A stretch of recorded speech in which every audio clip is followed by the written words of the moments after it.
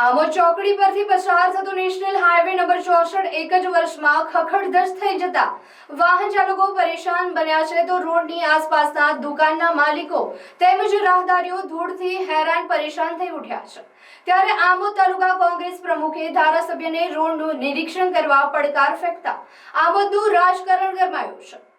આમોદ પાસેથી પસાર થતો નેશનલ હાઈવે નંબર 64 સૌરાષ્ટ્ર અને દક્ષિણ ગુજરાતને જોડતો મુખ્ય માર્ગ છે। તેની હાલત અત્યંત બિસ્માર હોવાથી રાહદારીઓ અને વાહન ચાલકો ભારે હાલાકીનો સામનો કરી રહ્યા છે।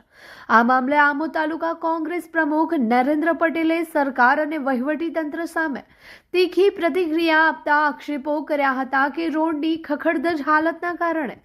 ધૂળની ડમરીઓથી લોકોના સ્વાસ્થ્ય સાથે ગંભીર ખિલવાડ થઈ રહ્યો છે અને શ્વાસ લેવામાં તકલીફ પડી રહી છે। નરેન્દ્ર પટેલે વધુમાં જણાવ્યું હતું કે જ્યારે ધારાસભ્ય જંબુસર તાલુકામાં બુલેટ ઉપર સવાર થઈને વિકાસના કામોનું નિરીક્ષણ કરવા માટે નીકળે છે ત્યારે તેમને આમોદના નેશનલ હાઈવે નંબર 64ની દુર્દશા કેમ દેખાતી નથી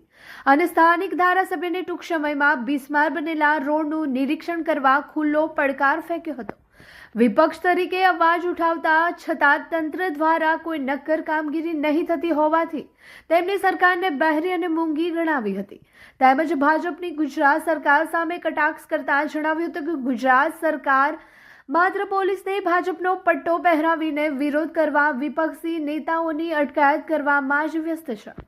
આમોદ ચોકડી પરથી પસાર થતો નેશનલ હાઈવે નંબર 64 જે સૌરાષ્ટ્ર અને દક્ષિણ ગુજરાતને જોડતો અગત્યનો રોડ હોવાથી જ્યારે આ રોડ ખૂબ બિસ્માર હાલતમાં છે તેમજ અહીંયાથી પસાર થતા રાહદારીઓ તેમજ સ્થાનિક લોકોને જે ધૂળની ડબરીઓથી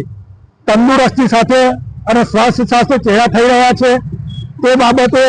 આજે અમે થોડા દિવસો અગાઉ માનનીય લોકલાડીના ધારાસભ્ય શ્રી જ્યારે જંબુસર તાલુકામાં જે ગુજરાતનો વિકાસ જે નિરીક્ષણ કરવા માટે નીકળી રહ્યા હતા તે સમયે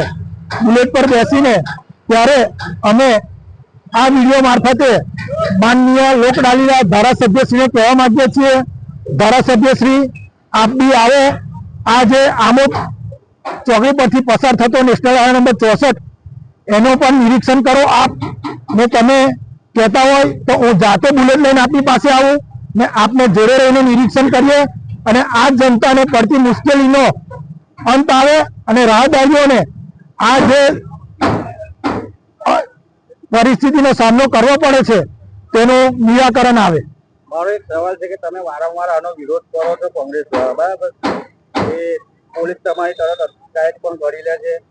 તે છતાં અધિકારીઓને પણ બોલાવવામાં આવે છે પોલીસ સ્ટેશન નથી, છતાં બી આનું કામગીરી કરવામાં નથી આવતી। એનું કારણ જો અમે વિપક્ષ તરીકે વિપક્ષ અને જનતાનો જે અવાજ લઈને